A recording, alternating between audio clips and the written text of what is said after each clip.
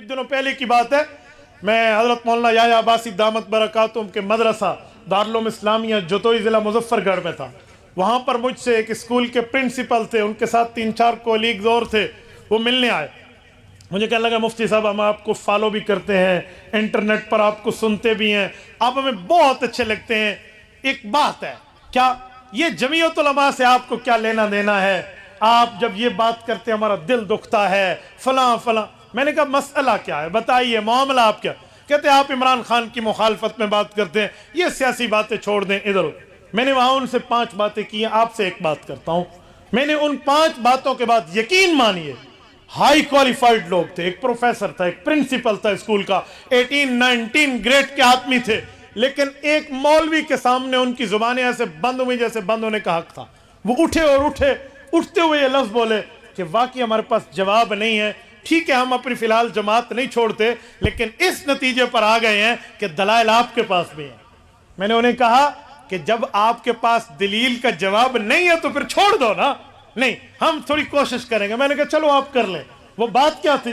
وہ بات یہ تھی، وہ کہنا ہمیں یہ چاہتے تھے کہ یار اس نے ریاست مدینہ بنائی ہے، آپ ان حکمرانوں کی، سابق حکمرانوں کی تائیدیں تو کرتے ہیں جو ریاست مدینہ کا نام نہیں لیتے، یہ ریاست مدینہ کا نام لیتا ہے۔ جب یہ ریاست مدینہ کی بات کر رہا تھا، وہ مولوی دیکھیں، وہ عالم دیکھیں، وہ بندہ 2-4 مثالیں دی، یہ ان کے ساتھ ہو گئے۔ تو مولانا کو چاہیے تھا واقعی اگر آپ دیندار ہیں تو آپ اس کے پاس آ کے بیٹھ جاتے کہ شاباش آپ نے مدینہ کی ریاست کی بات کی ہے، تو آپ کو اس جملے میں تو ساتھ دینا چاہیے تھا نا۔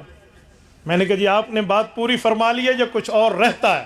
کہتے جی ہم نے بات پوری کر لی ہے، مزید کچھ کہنے کی ضرورت نہیں ہے۔ میں نے کہا پھر اب جگر سنبھال کے بیٹھنا، اب میری باری آئی ہے۔ ادھر آ ستمگر ہنر آزمائیں، تو تیر آزما ہم جگر آزمائیں۔ میں نے کہا اب میں بات کروں۔ کہتے جی، میں نے کہا قرآن کریم کہتا ہے اَأَنذَرْتَهُمْ أَمْ لَمْ تُنذِرْهُمْ لَا يُؤْمِنُونَ۔ میں نے کہا آپ پروفیسر صاحب ہیں، آپ ترجمہ جانتے ہوں گے، یا قرآن کریم کا ترجمہ اٹھاتے ہیں، ذرا اس لفظ کا مطلب مجھے سمجھا دیں۔ ایک ان میں ایم اسلامیات تھا، انہوں نے کہا جی بالکل، اَأَنذَرْتَهُمْ أَمْ لَمْ تُنذِرْهُمْ لَا يُؤْمِنُونَ۔ قرآن کہتے ہیں نبی پاک کچھ آپ کے مخالف ایسے ہیں جن کو آپ سمجھائیں، آخرت سے ڈرائیں یا نہ ڈرائیں نہ سمجھائیں، وہ پھر بھی نہیں مانیں گے۔ میں نے کہا یہ کیا مطلب؟ ایسے بھی کوئی ہیں کہ جن کی بات کا اعتبار نہیں ہے؟ کہتے ہاں ایسے بھی تھے۔ تو میں نے کہا پتہ چلا وہ جو بھی کہیں تو تجربے والا بندہ، رسول اللہ کو تجربہ ہے نا، اس لیے رب نے منع فرما دیا جی نہیں جانا۔ تو پتہ چلا کچھ لوگ زبان سے کہتے بھی رہیں گے لیکن ان کی روش، ان کا پاسٹ، ان کی ماضی، ان کے اعمال، ان کا کردار اس بات پہ شاہد عدل ہوگا کہ یہ دھوکہ دے رہے ہیں۔ کہتے ہیں اس آیت سے تو یہی سمجھ آتا ہے۔ میں نے کہا جب اس نے ریاست مدینہ کی بات کی ہے تو ریاست مدینہ میں کیا مطلب؟ سب سے پہلے بندہ شریعت اپنی جان پر مدینہ کے احکام نافذ کرے، پھر اپنے ازواج پہ نافذ کرے، اپنی اولاد پہ نافذ کرے، اپنے محتاط پہ نافذ کرے، پھر اس کے بعد اپنی جماعت پہ نافذ کر کے ملک میں نفاذ کی بات کرے۔ کہتے جی ہاں۔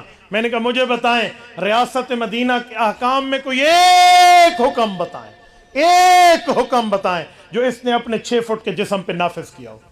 دیدہ بایت منٹ لگائے، میں نے کہا پیش کیجئے، بسم اللہ بسم اللہ ایک پیش کیجئے۔ میں نے کہا خدا کے بندے عمران خان بغیر اٹک کے مجھے پوری نماز سنا دے، میں اس کی تائید کر لوں گا۔ تم کہتے ہو ریاست مدینہ؟ اچھا اس پر تو میں نے اچھی بھلے ایک لیٹر دیا نا ان کو، ہاں بھائی دکھائیں کیا ہے؟ اچھا کچھ بھی نہیں ہے۔ میں نے کہا تھوڑا آگے چلتے ہیں۔ ریاست مدینہ کے مستری صاحب سے میں پوچھتا ہوں، جناب کنسٹرکٹر صاحب، آپ کی اولاد ریاست مدینہ میں کتنے احکام کو فالو کر رہی ہے؟ میں نے کہا میں حیران ہوں، باپ ریاست مدینہ کا مستری بنا ہوا ہے، اولاد زیک گولڈ سمتھ یہودی کے گھر پل رہی ہے۔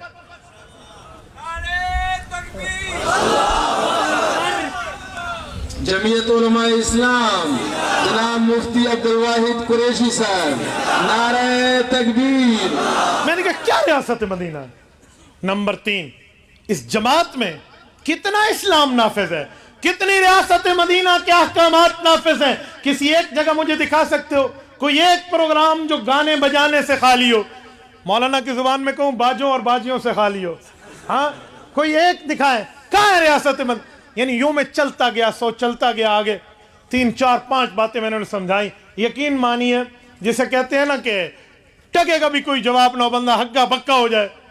تو میں نے وہاں تو 5 باتیں کی تھی، لیکن میری بات کا مطلب ہے میں نے شور نہیں مچایا، سختی نہیں کی، منہ نہیں چڑھایا، میں نے دلیل کی طاقت سے بات کی ہے. خاموش ہو گئے سامنے.